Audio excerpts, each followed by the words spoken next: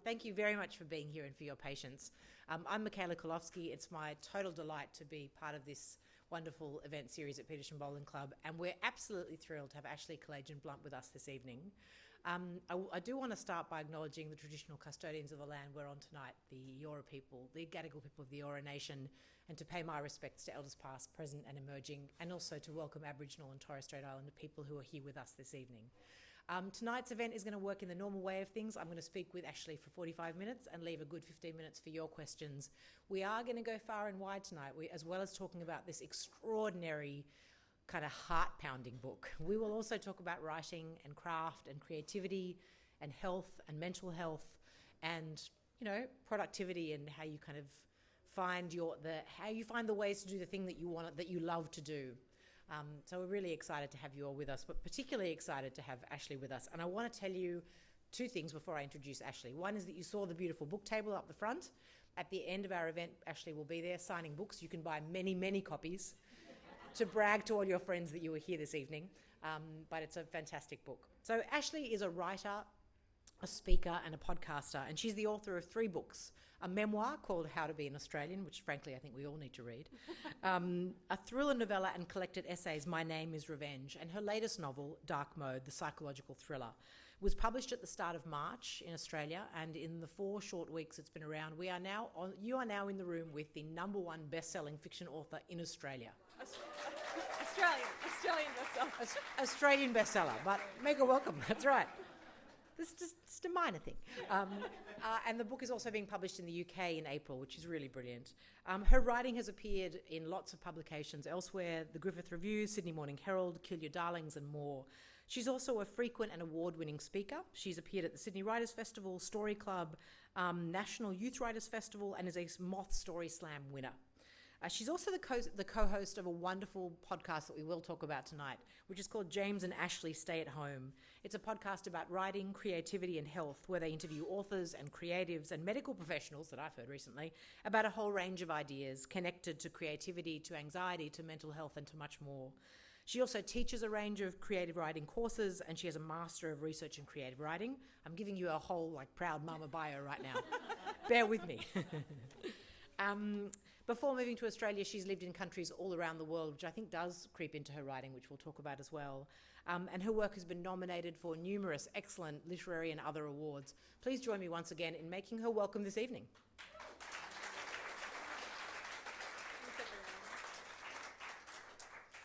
So, Ashley, Dark Mode is a lot of things. It's, we're describing it as a thriller. It's told from the perspective of Reagan Carson, whose life has been upended. She's someone who has been stalked for many years, and she's sort of spent years hiding herself, and she's hidden herself from the online world as well from the sort of physical world. And I want to talk with you about the genre first and the kind of criminal aspects of the story before we talk about the brilliant characters as well, primarily Reagan, but all the characters. Yeah. It's a huge cast. So at the heart of this book is a parable about the very real dangers of having our lives online and living our lives online. What got you thinking about that? Oh, I've thought about that. I mean, that's a great question. I've thought about that, since probably being online originally. When I was 18, the boyfriend that I had in high school broke up with me. And so, of course, at that time, I was on MSN Messenger all the time, just talking to random people. And that was the era when you could just go into a chat room and just, meet people, and people would type A/S/L, which was age, sex, location. And I shouldn't laugh. I'm just talking about MSN is crazy, but yeah. And then there were local chat groups where you could find local, people who were in your city. And so I started meeting guys on there, and I had no way of knowing who these people actually were. And I remember going and meeting them or having them pick me up at giving them my address and having them know that they go this. I'm like, and then telling my mom oh, this is a friend from school. Yeah. But it was very present on my mind that I think I remember asking them oh, but you're not a serial killer, right? Yeah. So that's always been very present on my mind. I'm still a person who turns off the location services on my phone if I'm not actively using them. And does anybody else, do people, yes, I see a few hands. I see a few, but a very small minority of hands, I will note, because I know my husband has his location services on all the time, and it makes me very uncomfortable. It's fascinating. The book, it covers a lot of things. It does talk about the dark web, which we'll talk about in a moment, and doxing, which is, you might explain. I suppose, you just described, I was going to ask you what kind of research you did, and you were like, well, I lived it. Oops. But what other, when you were thinking about bringing the online world, and in a funny way, we all use the internet all the time, and so the fact that Ashley's been able to bring it into a work of fiction and make it gripping, and make it not pedestrian, not everyday, is actually kind of extraordinary. It's another attribute of the kind of writer you are, that you take the ordinary and make it kind of either terrifying or brilliant. But what kind of research did you do? What's doxing, for example? What did you want to weave into this? Okay, so doxing. Can I just see, again, hands? Who knows what doxing is if I say doxing? Ooh, Some okay, hands, a few more people. So doxing is when someone releases your private information online, such as, it could be your address, your phone number, whatever, usually for malicious intent. So they're posting it publicly somewhere and often inciting other people to abuse you. It's a fear tactic that primarily is used against women, though not exclusively. So in terms of my research, I've always been interested in crime. I think since going back to probably when I was 15 or 16, I learned that my great-grandparents were survivors of the Armenian genocide. And at that time, I had no conception of what that really was. But the story that I heard about my great-grandfather as a boy, watching not just his whole family, but his entire village murdered in front of him, and his survival of that because he happened to have climbed up a tree because he heard approaching horses in the night and happened to be up in a tree. And, the soldiers were thrusting their swords up into the tree to make sure there was no one hiding up there. And it was just the fact that because he was a young boy, he was able to climb up high enough that they didn't realize he was there.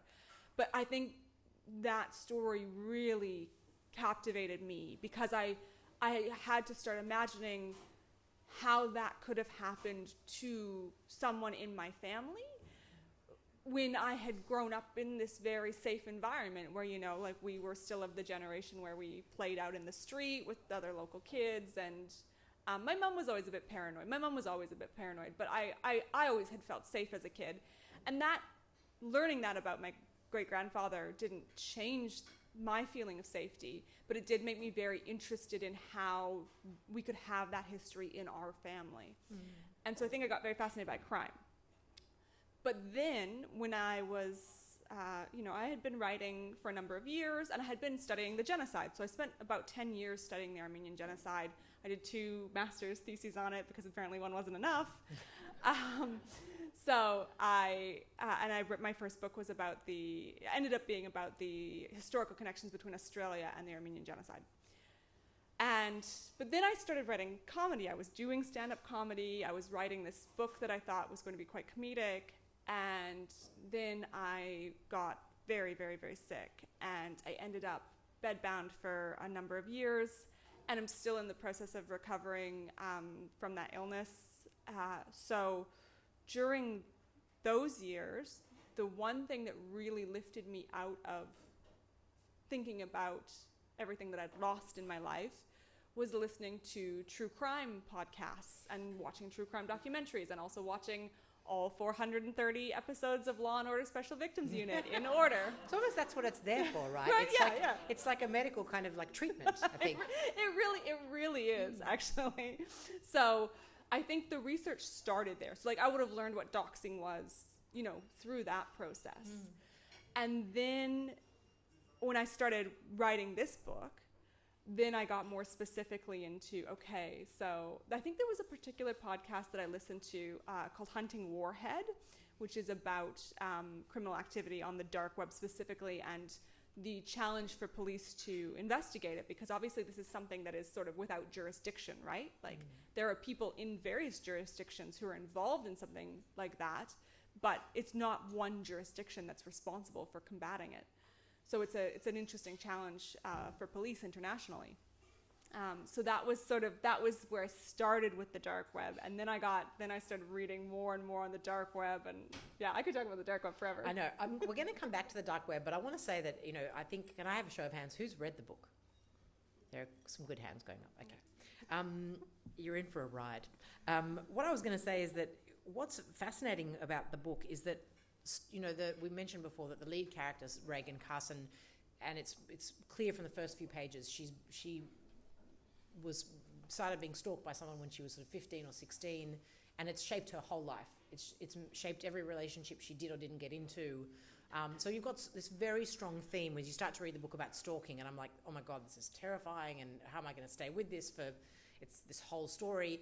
And then there's kind of this sense of this dark web of maybe people kind of following her and talking about her, but that's not enough for Ashley.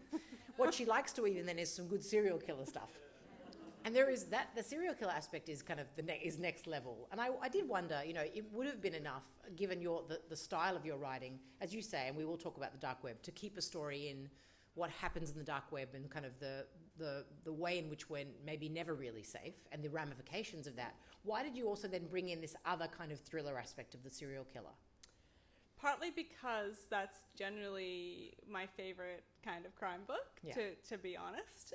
But partly also because I had also gotten obsessed with this other case, very, very different, has nothing to do with the internet, because it happened in 1947. It was the murder of a woman named Elizabeth Short, who was from the American Midwest and had moved to Los Angeles to sort of seek an acting career, potentially. She was in her early 20s, and she crossed paths with the wrong person, and she was found on January 15th, 1947, in the suburban area in an empty lot, and she had been bisected at the waist, and she had been posed very specifically. And we see that all the time in movies and TV and fiction, but in real life, there's only about 1% of murders that are actually posed specifically like that. And the case remains technically unsolved. She's referred to as the Black Dahlia for her kind of wild black hair. And we're still like, societally, we're still fascinated by this case. And obviously there was also the James Ellroy, the LA Crime Quartet books, which are also in part about the Black Dahlia case. What was it like for you, though? I mean, your fiction writing is so strong, to weave in real stories. What did that allow you to do, or what kind of weight did that give to this story? I genuinely think that real stories, like, it's the whole truth is stranger than fiction thing. And so I think the Black Dahlia is such an interesting case, specifically because of this one theory around it that I weave into the book. This one particular homicide detective who believes that his father committed this crime. And the reasons that he believed his father committed this crime are just so over the top, but also strangely believable. And I go into all of that in the book. So I felt like bringing in these real details allowed me to connect to all of that true crime interest and true crime community. And for anyone who's interested in that space and, for example, knows that case, it would immediately connect to all this information they already have in their head. So that's really what I wanted to do. I wanted to pull in as much reality as I could into, like, at a macro level, this is a fictional story, but so much of it is pulled from real life events. Let's come back to the dark web then, for people who are maybe luckily don't know what the dark web is. When you describe the dark web in this book, in dark mode, where and what is going on the dark web that relates to Reagan Carson? So, without giving too much away. Yeah, without giving too much away. We find out very early in the book that there are people communicating about, so the book opens with Reagan's discovery of this murder. So she's out for her morning run. She finds this woman's body in an alley, and the woman's body is an exact recreation of the murder of the Black Dahlia in 1947. So this woman has been bisected at the waist and left posed in the same position. But Reagan doesn't know that. She doesn't know anything about that murder. What she does know, however, is this woman looks a lot like her, like almost identical. And because this is quite close to her home as well, she gets very concerned that this murder has something to do with her. That's her initial reaction. And so I wanted to then bring that, connect that back to the dark web, so it becomes clear that someone is communicating about the murder, the person who committed the murder, we can strongly surmise from these communications. But then as we go through the book, we realize it's not just one person communicating with another person, that there's some level of group communication going on, and the URL. So you have to have special software to access the dark web. And so the URL for the most common software is the Tor browser, and any URL from the Tor browser ends with .onion. And the reason for that is that the layers of encryption that are used in the dark web, the analogy is it's like an onion, because there's all these layers of encryption. And so the URLs are .onion for that reason. And I remember the first time I submitted this to my writers group, someone circled that and they were like, well, that doesn't sound very realistic. I was like, I didn't make that up. I wish I did. Yeah. And the people in those chats, so you can hear, and we'll do it a bit more, but there's a lot going on in this book. Most of the action is centered around Reagan. And then as we get further and further into the story, we meet this wonderful cast of characters. Her best friend, Min, who we'll talk about. Reagan works in a beautiful kind of exotic plant store, which we'll talk about as well, which I loved. Yeah. And then we meet, her best friend's husband. We meet, this kind of romantic interest of Reagan's. And then we also start to sort of get a sense of who these people are on the dark web, of this other cast of characters who are talking about her. And they're a splinter group from the men's rights community. They're kind of like a different version of an incel. They're sort of men who feel very, the extreme version of men who feel hard done by. And those sections of the book are really, really physically uncomfortable to read. They're horrifying to read. Good. And I wondered how, in that case as well, I'm also curious, and we will talk as well about lots of different forms of writing for you, different styles of writing. I understand that you also you read a lot of that yourself in order to kind of recreate that on the page. Yeah. How do you recreate that without it being kind of a documentary and still moving the story along? Oh, that's an interesting question. So like you said, I did a lot of research into that, but all of my research into that specific aspect was secondary research. So I read books by women who had spent time in these spaces. I didn't spend time in these spaces myself. And I've been lucky that I've never yet been targeted by any of these groups, and I would hope not to be. But that is one of the risks of writing about this. I think because I've done it through fiction, I originally had named some men in the book, and a friend of mine who works for the New York Times advised me that, I might not want to have those names in the book, because if people are searching those names and it comes up, if it's that easy to find out, to connect me to this material, that might make me a target of these groups who do kind of look for targets. Wow. So I put some distance between myself and these men by removing their names and just alluding to their crimes. But I actually found it surprisingly easy to write those sections. And I think my theory on that is because, so I've written in the voice of these men. I found it just as hard to do that research, and I mention in the author's note at the back that like the hardest book I've ever read, and I spent 10 years studying genocide. The hardest book I've ever read was Men Who Hate Women by Laura Bates, which is like an in-depth analysis of how these groups operate online, and she spent a lot of time. And the reason that she did that is because she has been targeted by these groups, simply for being a feminist online. Like, that's why she was targeted. So I found it very easy to recreate their voice, though, and I think it's because they're very one note. Like, there's no nuance, so you can just churn that out so easily. Most of those posts are a first draft. Wow. They didn't really even get edited. What was much harder, there's a scene, I won't spoil anything, but there's a scene where Reagan receives a particular email, and she's with her parents when she receives this email. That scene was excruciating to write, and it's still excruciating for me to think about, because I really did one of the worst things to her that I could imagine happening. Yeah.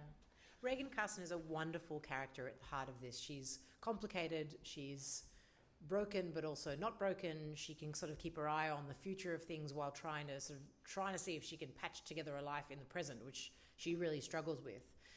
When did she come to you? How did she come to you? And when did you work out that she was your way of telling this story? When I decided that so this book started with one of the twists. I had this idea for the twist, and if you've read the book, that particular moment is Reagan knocks on a door and she's expecting someone to answer, and that person is not who answers. And I thought, oh wow. And like at that point as a reader, you don't know what's happening there. You're as confused as Reagan is. You're like, who is this and why is this happening?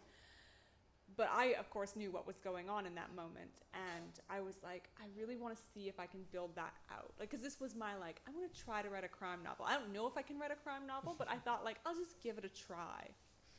And this was all a big experiment, Michaela. So then, of course, I needed the woman in that scene. So then I sort of worked out okay, this is my big picture. And then I started with Reagan finding the body on that same scene where she goes for a run. And the feedback from my writers group was, this character is very unlikable and we don't relate to her at all. We don't understand her. What are you trying to do with her? So Reagan was extremely difficult to write. She fought me every step of the way. Wow. But it's been wonderful because with the book, having the book out in the world, so many people have come to me and said how much they love Reagan and they care about Reagan, and that's been really fantastic because my writers group, we argued for so long, but it was the exact opposite with her best friend, Minley Chase, who's the other main character. Group loved her, like from the first moment she stepped on the page. She has not changed at all. Like she has been herself. She was so fully herself, and people have commented on her as well, but people do really seem to relate to Reagan, which I'm very happy about. Yeah. And as we've said, the book it's about stalking, it's about the dark web, there's a serial killer running around, but the kind of the most beautiful contrast to that is this beautiful friendship between Min and Reagan. And also that you kind of describe really beautifully the challenges of having friendships as an adult, the kind of the weirdness of that, the trying not to compete and trying not to feel left out if my life stops resembling your life. How did you find their kind of dynamic? It's a beautiful dynamic in the book. Oh, thank you.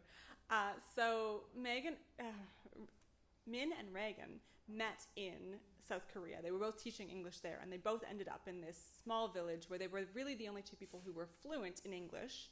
And by coincidence, they happened to be from Sydney. And this is their backstory, which is just sort of referenced throughout the book, which is based in part on my experience teaching English in South Korea and as well as in South America. And what I found, having moved to new countries where you don't know anyone, and then being thrust into this situation where you meet people in these kind of very intense situations, and you're a minority group in terms of the language that you speak and in terms of your, just by nature of being an expat. So you form these intense friendships, but then you leave these places and your friendship it's not the same, and it will never be the same because you can never be back in that space again. And so this is what Min and Reagan have experienced, is they both come back to Sydney, and they were incredibly close when their lives resembled each other's. They were both teaching English, they were both out of their comfort zone. But when they've moved back to Sydney, of course, now they're with their families. Min has gone on to get married and have children. Reagan would love to do that, but hasn't been able to. And Min has had this very successful career. She loves true crime. I think I feel very strongly about Min because she's a little bit based on me. Yeah. She's the true crime obsessive. Reagan's, in this one small regard, and I want to stress it's just this one small regard, is based on my husband, who has a don't talk to me about murder policy. Wow. So it's a bit of a contentious point between the two friends. I love it. I mean, there are some beautiful aspects of their relationship, and a lot of the book. What makes the book so compelling is, while it's an incredibly kind of compulsive read, is it's a really interesting look at what what happens to trust in relationships? You know, how does Reagan trust people when she's been stalked since she was more or less like just out of adolescence? How do we create trust in new relationships? And one of the strongest depictions of that is the relationship between Reagan and her mum, Cynthia. That is a doozy of a relationship. That is, you know, there's horrifying, and then there's Reagan's mum. That's beyond, you know, she is next level. I want to give her a very stern talking to, that woman. But I felt like when you wrote those sections, you really start to get a sense of what made Reagan maybe not speak up early on when she might have, not in a blaming kind of way. But I wondered how conscious you were, and I'm assuming with a writer of your level is very conscious of that very strong emotional thread that runs through all these relationships and that runs through the book. It's what makes it, it's what elevates it from not just being just a thriller. Yeah, the core of the book is trust. And I think because that relates to everything, right? Like every time we use our phones and our computers, we're putting an element of trust into the companies that have created these devices. And I think some of that trust is misplaced because we don't know where our data is going and how it's being used. But then it's the same with people. Like we have to put our trust in people, and I think by nature, generally people are trusting creatures. Have you read Malcolm Gladwell's Talking to Strangers? Yes. Yeah, and so we have this default to trust because that's the only way society can operate. And we're social creatures. Yeah, exactly. But it then leaves us open to, you know, the minority of people who are looking to exploit that trust. Unfortunately, we make it too easy for them. I mean, you write about the extreme end of those people, though. You're writing about sociopaths, you know, as well. Yes, exactly. Who we can't talk about without ruining anything, so we won't. The last thing I wanted to say, though, is in the lead up to this conversation this evening, I've made lots of references, you know, on posters and in social media about plants, about exotic plants that might kill you, because there's a wonderful thing that Reagan's work in the book is that she runs this wonderful kind of houseplant store, which is called Voodoo Lily Garden Centre. Yeah. And I love it. I wanted to know if you can tell us or tell the audience about why you gave that. Why is that her thing? Why does she grow plants? What is it about that expresses something about Reagan? Reagan finds plants easier than people. So she with a plant, you know, you give it the right amount of sunlight and water and nutrients, and it will blossom, it will grow, it will, you know, thrive. She wants her relationships with people to be like that. She just wants to know, like, what do I need to do to make this relationship work? And that goes back to her mother, who is, I don't name this in the book, but Reagan's mother has narcissistic personality disorder, and is sort of moderate on that spectrum. You know, there's a fairly large spectrum of behavior on that, in that personality trait. But because of that, she can't win with her mom. There's just no way she can win. But she wants to, because this is the person, you know, who's closest to her in the world, really, in terms of family. So this is why Reagan is so good with plants, is because this is where she's been able to excel in her life. And she is very interested in the very, like, strange and unusual when it comes to plants. And she wants other people to be as excited about the strange and unusual. So she, one of the plants that she grows is a monkey orchid, which I don't know if anybody knows what a monkey orchid looks like. There's 28,000 variety of orchids, I learned. So I called up an orchidist to ask about pricing a monkey orchid, and she thought I was prank calling her. But go home and look up monkey orchids. They're basically, the blossoms have this adorable little monkey face that just, like, naturally grows. It's so cute. And so this is, like, one of the very unusual plants that she grows. It's a wonderful. I thought it was because she demonstrates that she has patience, that she's got this kind of ability to wait for things. I thought it was a lovely play on on this kind of this future she's hoping for. Oh, that's wonderful. I thought that was a part of it as well. Yeah. Oh. I mean, it's fine. It's fine. I mean, clearly I wrote it in there without even knowing Clearly, it. she did. I want to talk to you a bit about craft, because you mentioned before that and it was really interesting to hear you kind of trace that together, that you got sick. What year was that you got sick? 2017 I was diagnosed. 2017, okay. Yeah. So you became sick, and then you watched 428,000 hours of Law and Order. And you also described in very moving detail that experience as a young person growing up in a safe place, suddenly realizing that the people you're related to have experienced the most extreme kind of horror, the most extreme kind of trauma, and trying to sort of make sense of that. So that it does give us a sense of why you're attracted to, or you're able to kind of hold space for these stories. But I want to talk to you about the whole kind of idea of writing a thriller, because you're 3 books in, 2 of them are thrillers. Like, we know why you're interested in true. We know why you have a capacity to learn about true crime. But I wonder, when we read this book, like, I literally thought I was going to have a heart attack.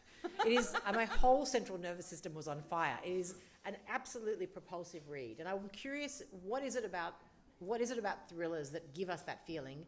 And how do you do it as a writer? Like, what are the differences? And when you've written a memoir and you write thrillers, what are the things you do that make us not able to stop turning the pages? Oh, well. Tell us all your secrets. Yeah. That is such a multi-layered, there's just so many layers to that question. So let me address a couple of the layers. Sure. One layer of that is, I don't feel afraid when I read thrillers, but I can't read or watch horror. So this is one of the things my publisher said to me, oh, like, readers really want to feel afraid. And I was like, what? No, they don't. That's not why people read thrillers. People read thrillers because they want to find out what happened. That's why I read thrillers. Yeah. But it turns out I'm very wrong, which, I mean, I should trust my publisher. She's published a lot of books. People apparently want to read thrillers to feel afraid. So, but this is one of the things that she really leaned into. So it was definitely there in the draft that she received initially and signed. But we leaned into that even more, creating that feeling of fear. But I've been surprised by the number of reviewers who have said how afraid they felt reading it. Because if I felt that afraid, I wouldn't have written it. But it's almost like the reason we can't sort of stop watching a train wreck. You keep not being able to turn away.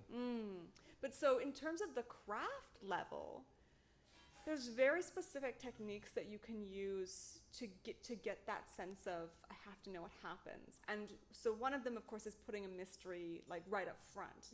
But then the trick with this kind of writing is that you have to answer some questions along the way. So you can't just have one big question that's waiting for an answer at the end. You have to raise other questions as you go. So one of the things that I did was I listened to this very in-depth analysis of Gone Girl, which does this masterfully, right? So, and it looked at how Gillian Flynn raises questions and is constantly giving you some answers as you go. So that's one of the craft elements that makes it, because you keep getting answers. So it's like an addiction, and you're getting your fix, but you're like, can never quite get enough. Because there's still this big question that's drawing you through to the end. Yeah. I wanted to ask you a question about rewriting and editing. I was lucky enough late last week, to run into another writer, and I mentioned that I was doing this event with Ashley Kalagian Blunt, and he was like, oh, she's in a writing group with me. And he said something wonderful that I have to repeat to you. And he was talking about editing and being ruthless when you need to sort of challenge what you're writing and make it better. He said that when he goes into edit, he might, pluck a hair or like move a fringe. And he said when she goes into edit, she like removes body parts. That's kind of how he put it. So this is Jonathan Shannon, and he's got a rom-com coming out in September called Bound to Happen, which is fantastic. And it's been such an honor working with him, because I saw that book go from like initial one-line idea, which is boy never meets girl, to full like manuscript that is now being published. Like, it's been wonderful watching that journey for him. I have to say, I think the exact phrase he used was, I remove hairs, she breaks bones. Yes. Even better. But so I've been working with this particular writing group, of which James Mackenzie Watson, who published Denizen, is also part of. I've been working with him for about probably almost 7 years now. Yeah. And I have found that I use it as a testing ground for ideas. So I'll send them material, I'll send them a few chapters, and we meet every month, and we do in-depth analysis of each other's writing. And I'll send them things, and I think they're great. I think they're brilliant. And then I send them to them, and then I get this feedback. It's like, just a list of just all the reasons why this idea makes no sense and doesn't work. So then... Sounds like the ultimate trust exercise. I guess in a way it really is, because we know that we're doing, the group is all about pushing each other to be better. So that is never malicious. It's never mean-spirited. It is always, I see what you're trying to do, I think, maybe, but how can we get that to the point that, potentially this is a book for sale on shelves, or maybe even a book for sale in the airport, or maybe in a book that's number one Australian fiction bestseller. Yeah, maybe. Of the week. Just saying, just maybe, as an example. Maybe. Yeah. But yeah, I take their feedback very, very seriously, and I will. So with Dark Mode, I wrote the first 40,000 words. I've been progressively getting feedback on it, and by the time I hit 40,000 words, which is about halfway through a first draft, I was aware of all the ways it didn't work. And I thought, okay, there's no point in me even going forward from this point. I'm just going to throw almost all of this out. I saved about 10,000 words. Wow. I threw the rest out, and I just started again from chapter 1. But then it was really, and I'm going through this process right now again with my next book, it was really, really rewarding to see how much more the group then said, oh, okay, so this is working and this is working. Because they don't know where I'm going with it. This is for me, Jono's very different, because we knew right away, from the log line, boy never meets girl, we know what that concept is, but it's different with a rom-com, because in the end, of course, they're going to meet. But with my book, I never told them what the twists were. I never told them what I was tending to do. So there was a lot of blindness in there, and there was which frustrated the group, because they didn't know what I was doing. But I really enjoyed that, because I had all the power. I love it. I do want to ask you about, you spoke about before, about living with a chronic illness and living with chronic fatigue. When you first were diagnosed, when you were finally diagnosed, what were your thoughts about how you might continue to write or do stand-up or do comedy and live with what you were experiencing? Oh, when I was first diagnosed, I had no thoughts about anything, because so what happened was I had insidious onset, which is where you get very progressively ill in my case, it was over 12 months. So what happened was I experienced 2 very bad viral illnesses in 2016. I don't know if people remember, 2016 was a very bad flu and cold winter here in Australia. And so I had this, what I think was a flu, and it was that sort of I spent 2 weeks getting sick, and then I spent 2 weeks kind of not able to do anything, and then 2 weeks sort of recovering. So it was this 6-week thing. And then I had, I don't know, maybe a month where I felt like myself again. I felt good. I was able to do things. I was able to exercise. And then I went through that whole 6-week cycle a second time in that winter. And it went through, I worked in a small office, and it went through everyone in our office, and I think everybody got it twice. And the second time, I never fully felt like I got back to 100%, but I was 90%, so it was fine. But then over the next 12 months, I just started experiencing all these symptoms. It was this constellation of things that I wasn't quite connecting, but I couldn't perform at the level that, in terms of everything. And I remember saying to I was doing Pilates regularly, and I remember saying to my Pilates instructor, I feel like I'm getting weaker. I'm coming here every week, and I feel like I'm getting weaker. And she kind of gave me this look well, that can't be possible. That doesn't make physical sense. But that's exactly what was happening later. So to answer your question, by the time I got diagnosed, I had hit a point where I'd completely collapsed. I was on medical leave from work. I couldn't do anything. There were a lot of days where I physically couldn't get out of bed on my own. So my husband had to help me, because it was I didn't have the strength to get up. And at that time, even just listening to a podcast at that time, I often couldn't manage to listen to anything, because I couldn't follow along. I couldn't hold the strand of a narrative in my head. So it was more tiring trying to do that than to just do nothing. So either I would be sleeping, which was fine, or I'd be sort of staring at the ceiling, going quietly insane. So I didn't have any thoughts of anything. Then what happened was I got to the point, so once I got diagnosed, then I got given a protocol for how to sort of structure my days. And that helped me. Then I plateaued. I didn't get any worse after that. And then I kind of slowly started getting like, percentage by percentage point better, which meant that I had these pockets where I had 15 or 20 minutes maybe in a day where I had the cognitive clarity where I could work on the book that I had been writing prior to getting ill. Because this was 2017. I had nothing published at this time, aside from a handful of little essays. So I had the book that became My Name is Revenge, mostly written, and I had How to Be Australian. I had a draft of that, and I had all the humor in that drafted because I'd been doing stand-up comedy. Stand-up comedy was the first thing that went, because my body was just like, I went from loving it to one night being like, I don't want to do this, and I was like, what? And it was because my brain was just like, I do not have the energy to A, memorize this material, B, go out to a loud place at night, and C, stand up and perform. This is not going to happen. Takes too much. Yeah, exactly. So that was the first thing that went.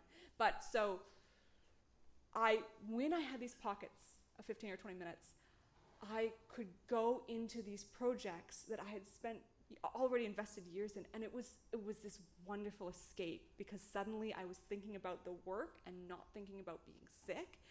And that was it was a whole different approach to my creative practice. Because before that, the whole point of my creative practice had been this sort of desperate attempt to have a career in this. And I was failing at it for so long and getting all these rejections. You were trying so hard. Yeah. And which was painful, which was stressful. And I do think that stress is an aspect of why I got sick. I certainly wouldn't say that's the reason, but I think it was a contributing factor. So then when I was able to start working again, it was completely different, because now it was just this refuge. It was just this escape, and that's all it was. It was just I had no thoughts of, am I going to be able to, it was just, at that time, my big ambition was, can I get back to being able to walk around the block? That was what I was thinking about. So here we are in 2023 with the number one best-selling Australian fiction book that she's written. Of the week. 2 weeks. It's been 2 weeks. It's been 2 weeks. So I suppose the question is, having had this period of time to think about it and to kind of acclimatize and to integrate being sick as part of who you are, part of what you live with, how has it reshaped how you work and how you think about being creative? So in a way, it's weird. I'm really, really lucky in a way that I got sick, because it cleared everything else out of my life. And when you're that sick and you have nothing, but at the same time you're lucky enough that you have a husband who has a good job, so you don't have to worry about how your bills are going to get paid, or whether you can stay in your home. I was very, very lucky in a lot of ways, and I could have gotten much sicker, and I didn't. So I was conscious of being very lucky, but it made me think about what do I really want in my life? And all I wanted to do was to write. And by that time, I was thankfully really connected to the writing community. I had this wonderful writing group. I was working for Writing New South Wales. This is the fabulous State Writers Centre. And I was able to keep that job because the people I worked with were so amazing and allowed me to just come into the office a couple mornings a week for a few hours, because that was all I could do. But they made that work within the team. So I knew I was so lucky. But what I took from that was, the writing really matters to me. Even if I never get published, the writing really, really matters to me, and I'm going to do it because I love it. And I'd love to, there's an inspirational story you could take from that, which is that's why I got published. But that's not why I got published. I got published because I had learned the skills and was learning to apply them and was getting the right feedback from the writers group. That's why I ended up getting published, is because my skills improved both in craft specifically and in my ability to sort of shape my writing to fit the market and to be publishable, for an audience that wants to read what I was writing. But I think what did really change for me was I was able, I take so much enjoyment in my creativity, but I also take so much enjoyment in just being able to go for a walk, because there was a point where I couldn't physically do that, and it matters to me that I can. What a beautiful answer. Thank you. Thank you.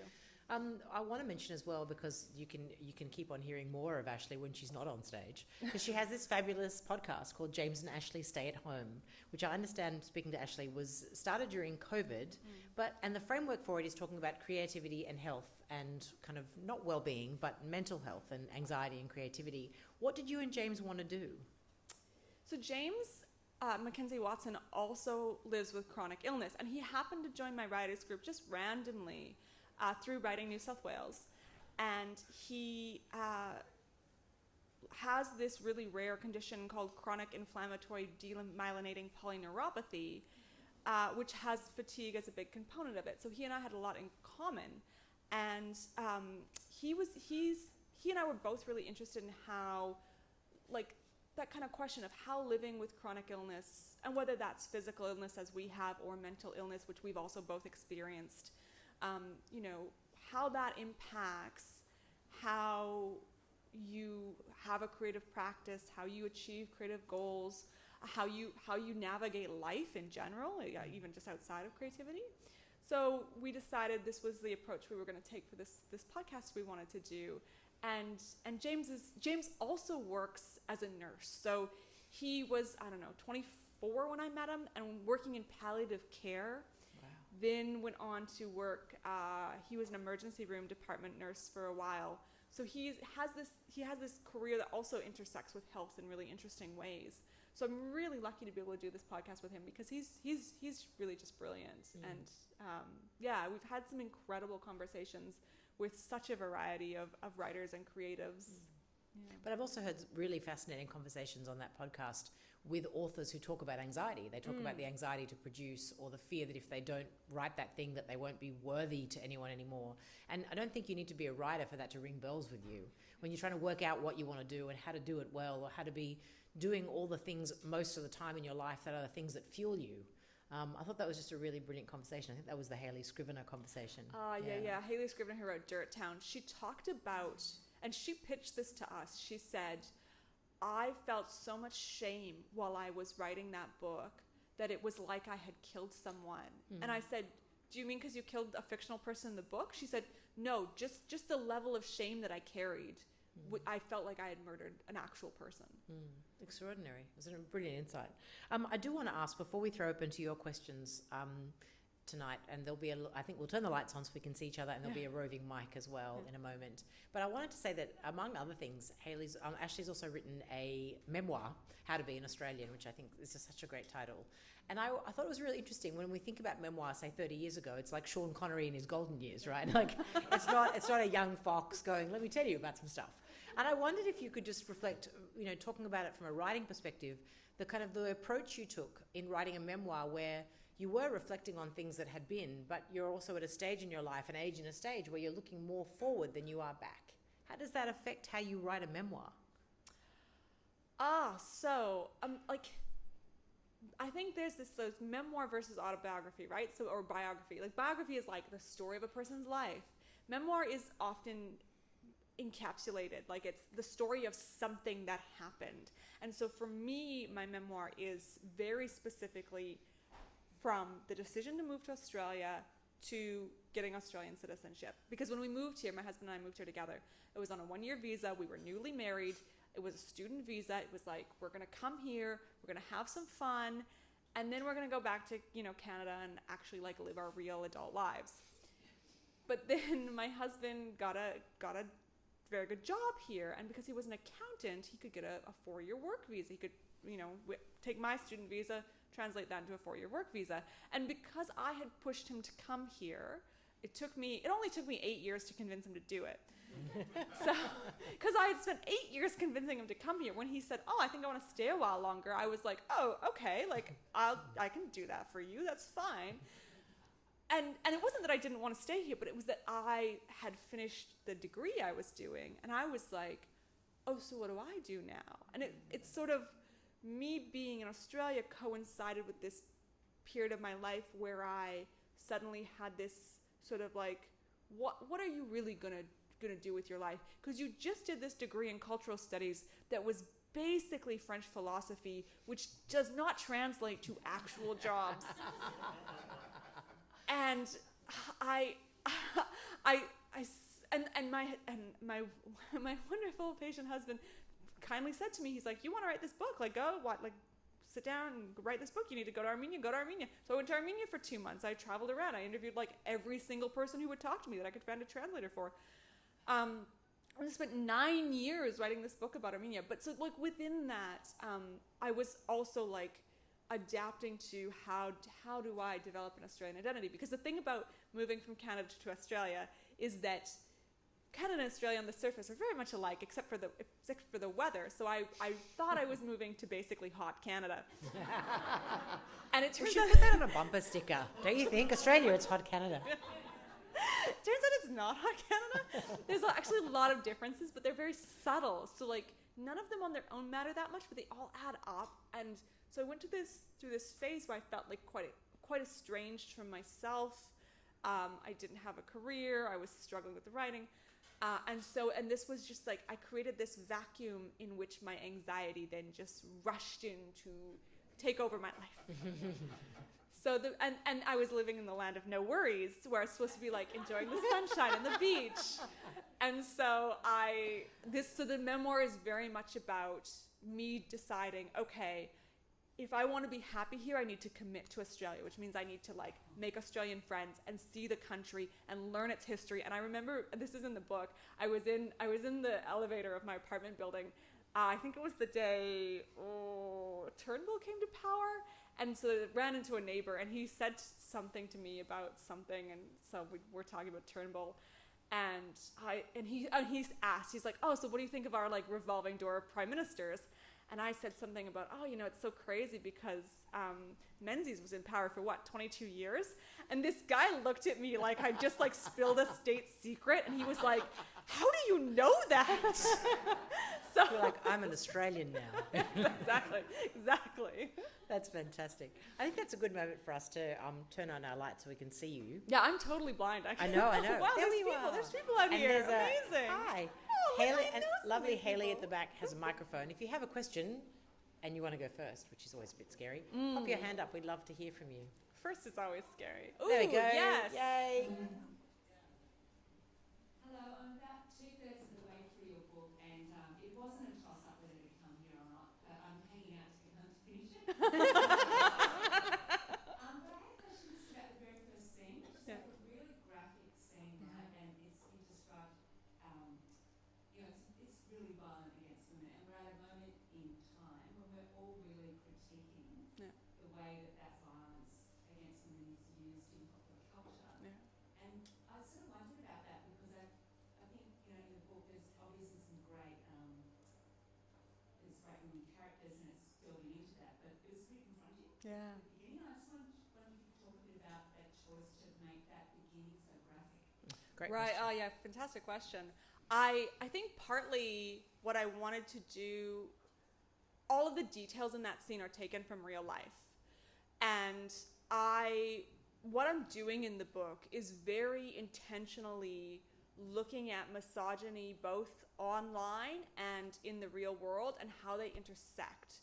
And so I had to present both cases, and I wanted to show the reality of what had happened to this real woman, Elizabeth Short, but without sexualizing her. So I think like I've intentionally not sexualized the women in my book, but then secondly made sure that the women who are murdered, they're not main characters.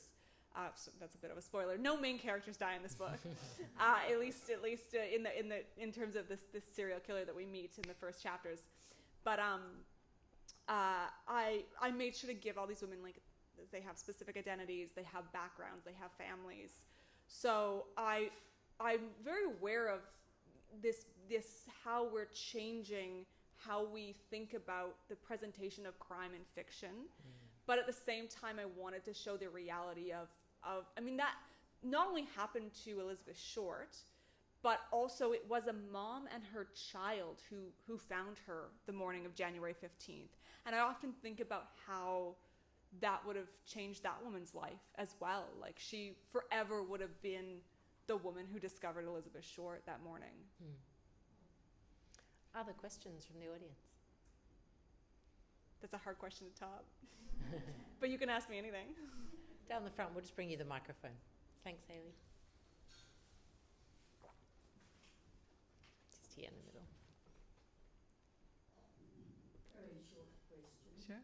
How long did it take to write this particular book? I started it in July 2019, but it was very different. It was a very different book.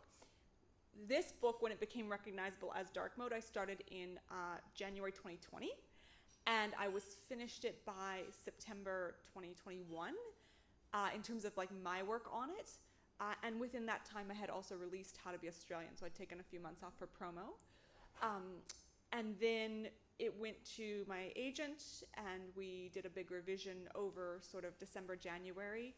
And then it went to the publisher, and then we did edits. So from when it got picked up by the publisher, I did like a big structural edit and then a copy edit. So I probably spent another 3 or 4 months on it all up. So I have never added up the exact months, but this was definitely my quickest book compared to, like I said, my first book, My Name is Revenge, which is a tiny, tiny book. It's 25,000 words. That took me 9 years to go from idea to publication. So I've gotten a bit faster. Commitment. She's a committed woman. Are there more questions? I mean, I have more questions for Ashley, but Yeah. are there more questions from you lovely audience? There we go. Thank you. I actually finished the book in one night. Amazing. Thank you. It was very good. Straight up, you're the reason I'm tired all week. Yep. I'm sorry. And I got to say, I noticed when I looked at it, I thought, oh, this isn't too bad. It's all spaced, it's all lovely, Yeah. maybe print, Yeah. or maybe the age. Yeah. So it's pretty print. I looked at it, I thought, oh, this is good. It's going in. And then it sort of built up momentum. Yeah. And then it started going, and you started getting involved in the characters and everything else. But at the end of the thing, because it was quite late like this, about 3 a.m. And I thought, you know what, really, it was really disturbing. It was Yeah. disturbing because it was, as you said, the guys behind it. I knew when I was writing it, I'd heard about these group of men that just hated women for the sake of doing it, and not so unreasonable and everything else. And I know I read it several times in real life and everything else. They'd busted these men and they'd found out the thing of it. And it was really disturbing how that could happen to any of us. Yes. I think that's what happened. And then I read your little back part, and I found out that you love one of my favourite books, Red Dragon. I love Red Dragon. Oh, Should we have a Red excellent. Dragon fan club moment? Excellent. I love that Brian. That is the best. That's Silence of the Lamb. That's his first book before The Silence of the Lamb. Richard Thomas Harris. Richard Thomas Harris. Yeah. And it is a superb book. And it was, frankly, that was terrifying. Right. So did That was a terrifying that, and that's what I say in the author's note. Red Dragon is the only thriller that has ever genuinely freaked me out, because this is right in the first chapters. The serial killer in that book, he kills these families in their homes, and then he breaks a mirror and he puts little pieces of mirror in their eyes. So like when you look at their eyes, you see this like bit of mirror. And for some reason, that was just the freakiest thing very ever. freaky. Yeah. I'm not sleeping now. Yeah. And like Silence of the Lambs did not freak me out, but that Yeah. freaked me out. Yeah. We've got time, maybe. Thank you for that. For one or two more questions from you. Just on that as well, I'm glad when people say they felt disturbed by that.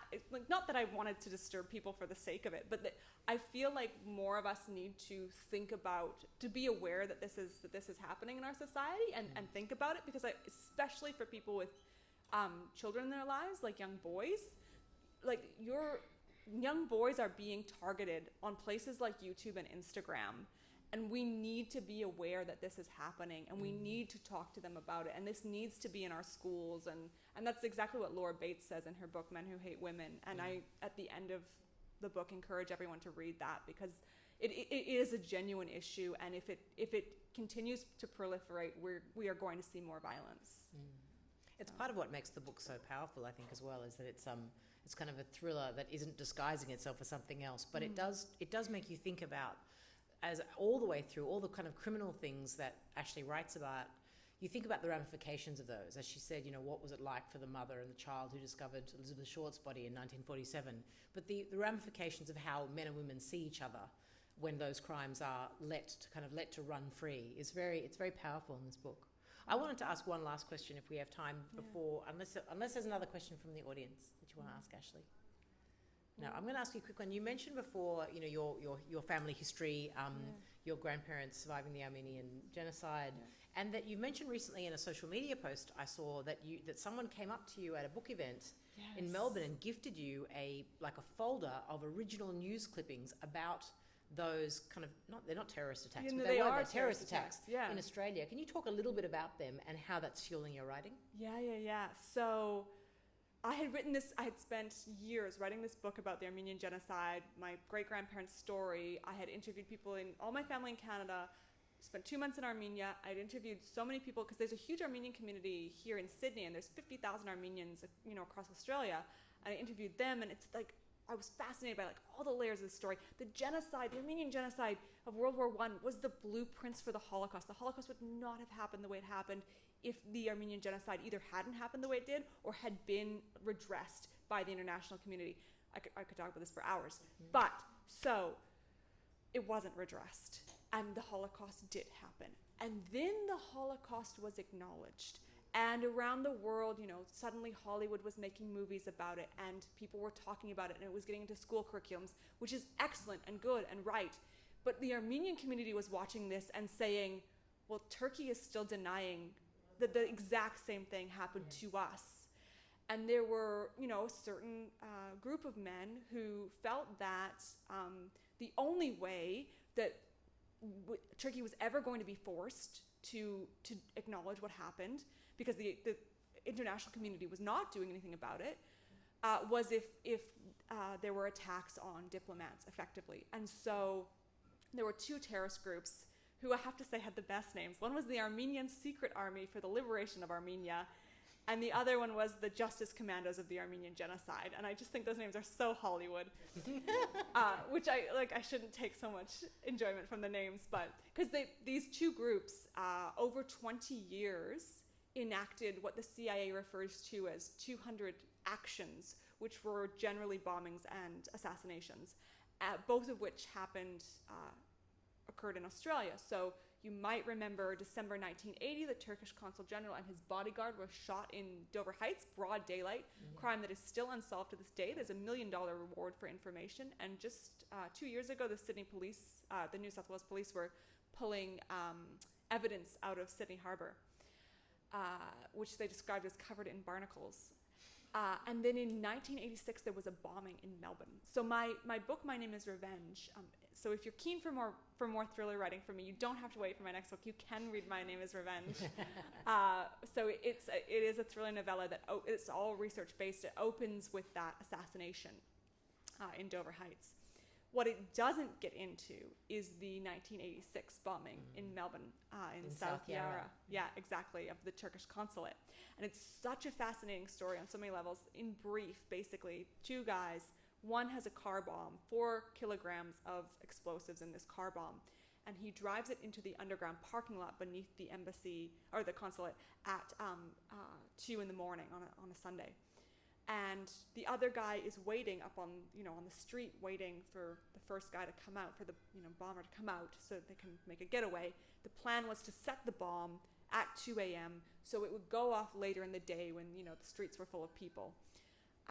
But the bomber made a critical error in terms of setting the bomb, and it was so interesting, Michaela, because on the weekend I was at an Armenian party. And I met someone who knows the bomber, who knows, so the other guy waiting on the street, who knows him. So basically, this guy made a critical error, and the man I met on the weekend explained to me the exact mechanism of what he screwed up in terms of setting the bomb. The bomb went off at 2 in the morning, and the guy setting it was right there, so he died. The guy up on the street, then, of course, the bomb goes off, and has to then make the decision what do I do? So he ends up taking off, of course, not wanting to get caught by the police. But he was arrested later that week. And this is what's so fascinating. He was charged with the bomber's murder. Which, so just in terms of the justice system is such an interesting move, right? I've never heard of that anywhere else. So he was charged with 2 things. He was charged with murder, and he was charged with conspiracy. And he was convicted of both, sentenced to 10 years for the conspiracy, 25 to life for the murder. Of course, it was appealed to the Australian Supreme Court, who looked at that conviction and they were like, this doesn't make any sense. And so the murder conviction was overturned, and Levon Demirian, which is his name, he only served 10 years in jail, or in prison, and in Victoria, and then he moved back to Sydney where he still lives. So I met someone who knows him personally and was telling me sort of the broader story of his life, which is really, really quite tragic in a lot of ways. And I really think, to answer your question, I'm now writing a short story based on this bombing, because I have this incredible newspaper archive that was just randomly gifted to me at an event in Melbourne. Unbelievable. Yeah. So stay tuned. We'll have her back to talk about that one next time. I want to do something weird. I want to thank Ashley, but in a moment, because I want to just thank you all very much for coming this evening, and to remind you that her books are up the back and you can buy many, many copies as gifts for yourself. She'll sign them. She'll be there later on. And to tell you quickly about our next event, which is April 27, which is with Jodie McAllister, who's a fantastic romance author and academic who writes about women and sex and romance, and basically gets to brag that she gets to watch The Bachelor for work. And her book is called Can I Steal You for a Second? And it's set in a kind of a reality TV show, but it's during COVID, so even when you get evicted, you can never leave. It's like a really great Eagles song. So that'll be April 27 here at Petersham Bowling Club. And where our series is just finding its feet and getting off the ground. So if you've enjoyed tonight, we'd love you to spread the word.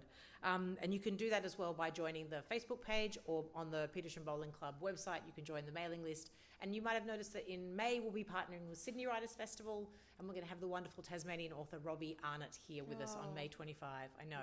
So we've got Ashley to Robbie to Jodie McAllister. There's just so much for you to come back and enjoy and tell your friends about. But for now, I wanted to thank Ashley Kalagian Blunt, and congratulations on Dark Mode. It's an extraordinary thriller, and congratulations on your kind of talking to us tonight as well about your interconnected body of creative work and all your endeavours. And thank you so much for sharing it with us. Please join me in thanking Ashley Kalagian Blunt. Thank you. And thank you. Can I just say, I'm super excited to sign books, so if you want to come and get your book signed, I'd love to do that for you. And also, if you're in a book club, I would love to, since you're all Sydney-siders, I would love to appear at your book club, but I also do yes, invite me, because then we can talk about the spoilers. Because I did my first book club 2 nights ago where I got to talk about the spoilers, and I was just so excited. Yeah. But I also do book club Zoom appearances, so anybody in a book club, I'm happy to make an appearance. So thank you, and thank you so much for coming out tonight, and thank you, Michaela, for your wonderful questions. Pleasure. Yeah, thanks. Thanks for coming out. Thanks, Ashley.